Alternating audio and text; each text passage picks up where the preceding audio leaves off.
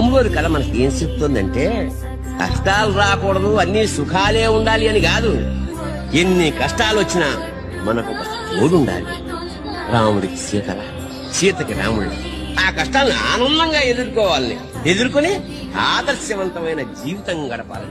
అందరికీ శ్రీరామనవమి శుభాకాంక్షలు. మార్నింగ్ 8కి టెంపుల్కి వచ్చాను. అప్పటికి క్రౌడ్ ఫుల్గా ఉంది. నాకు నార్మల్గా కళ్యాణం అంటే చాలా ఇష్టం, బట్ ఈ ఇయర్ చూడటానికి అస్సలు అవ్వదు. ఎందుకంటే నాకు మార్నింగ్ షిఫ్ట్ ఉంది. అయినా కళ్యాణం చూడాలంటే అదృష్టం ఉండాలి. ఇంకా కళ్యాణం స్టార్ట్ అవ్వడానికి చాలా టైం ఉంది, బట్ అప్పుడే ప్లేసెస్ చూసుకుని కూర్చుంటున్నారు జనాలు అందరూ.